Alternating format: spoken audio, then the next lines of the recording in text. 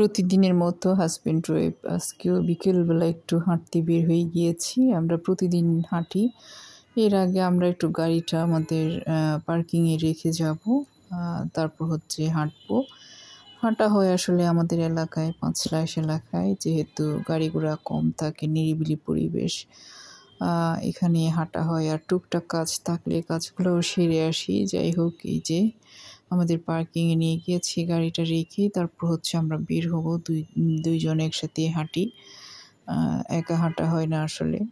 দেখা যায় যে একা একা হাঁটতেও ভালো লাগে না। এই যে দেখেন, এখানে কিন্তু মিলাদুন্নবী হবে। বড় বড় দুইটা গরু এনেছে, ভীষণ বড় গরুগুলা, অনেক সুন্দর। এই যে ফ্রিজিয়াম গরুগুলা দেখুন কি সুন্দর। আমি এটাও একটু ভিডিও করে নিলাম, এত সুন্দর লাগছিল গরুগুলা, মাশাআল্লাহ।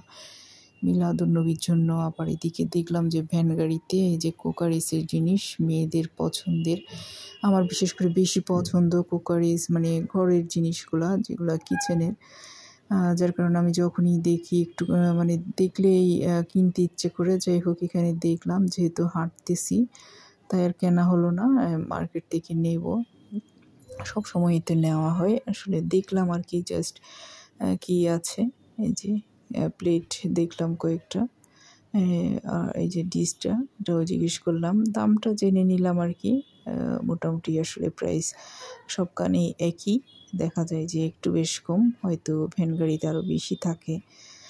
যাই হোক, আবার হাঁটতে হাঁটতে একটা দোকানে গেলাম কিছু তরল দুধ নেওয়ার জন্য।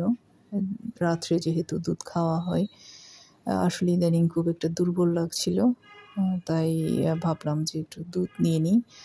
দুধ যদিও বা থাকে আমার বাসায় সব সময়, ওভাবে খাওয়া হয় না। দেখা যায় যে নাস্তা বানানো হয়ে যায় দুধ দিয়ে।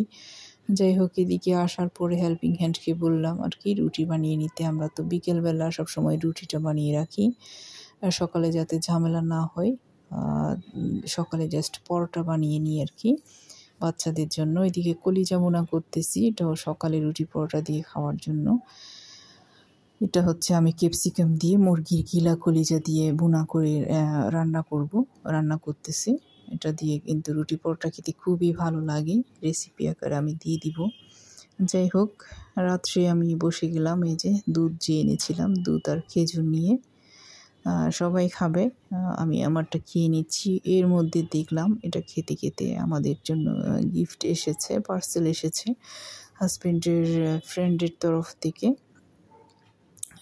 এই যে এটা কাচ্চি বিরিয়ানি এসেছে আর কি। মিলাদুন্নবী চলতেছে চারিদিকে, যেহেতু ওনার ফ্রেন্ডের বাসায় সেদিন একটা প্রোগ্রাম হয়েছিল, ওখান থেকে আসলে পাঠিয়েছে।